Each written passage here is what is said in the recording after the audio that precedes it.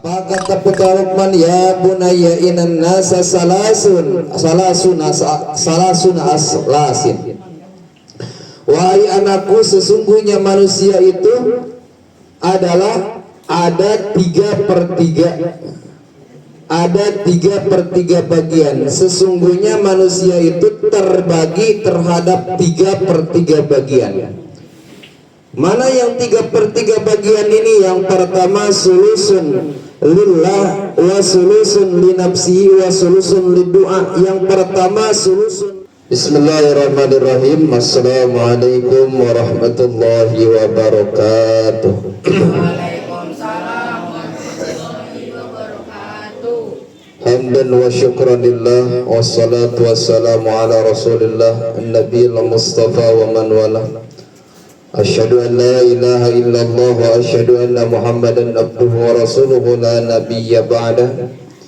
Ilahi anta maqsudi wa ridhaka matlub, du'atini mahabbataka wa ma'rifataka. Bismillahi ma sya'allah la yasrukul khairu illallah. Ma sya'allah ma kana min ni'matin fa minallah. Ma sya'allah la hawla wa la quwwata illa billahil aliyyil azim.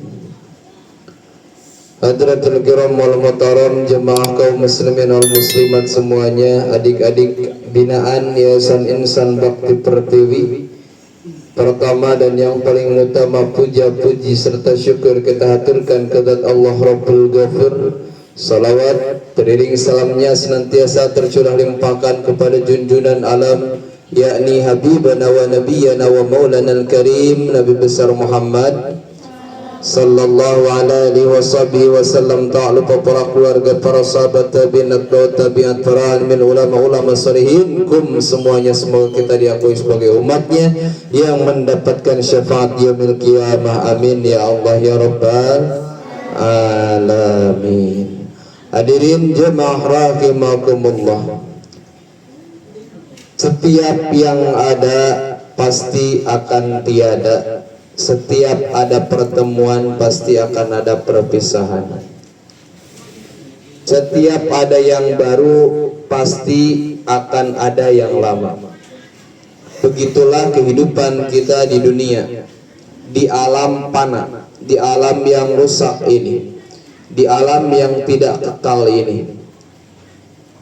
Beda halnya dengan alam yaumil qiyamah, disebut alam padang poe panjang, alam yang tiada akhirnya, alam terakhir dan tiada akhirnya, alam selamanya abadi. Kita sebagai manusia pasti bertanya-tanya ketika kita dilahirkan, kita dihidupkan, pasti akan dikembalikan dan pasti akan dimeninggalkan. Lalu bagian mana yang akan menjadi pertanggungjawaban? Bagian mana yang seharusnya kita pelihara agar kita kembali dalam keadaan suci layaknya ketika kita dilahirkan dalam keadaan suci tanpa dosa? Di sini dalam kitab Nasaihul Ibad dijelaskan dalam makalah yang ke 36, kata Luqman, an Luqmanul Hakim, dari Luqman bin Hakim, annahu, bahwasanya qala, beliau berkata libnihi, kepada putra-putranya Luqman. Apa kata putra Luqman? Ya bunayya inan nasa salasuna aslasin. Wahai anakku, sesungguhnya manusia itu adalah ada 3/3. Ada 3/3 bagian. Sesungguhnya manusia itu terbagi terhadap 3/3 bagian. Mana yang 3/3 bagian ini? Yang pertama sulusun lillah wa sulusun li nafsihi wa sulusun liddu'a. Yang pertama sulusun lillah, 1/3 bagian untuk Allah bagiannya. Wasulusun li nafsihi, 1/3 bagian lagi untuk dirimu sendiri. Wasulusun lidudi, dan 1/3 bagian untuk belatung. Tahu belatung? Hewan belatung gitu. Apa maksudnya?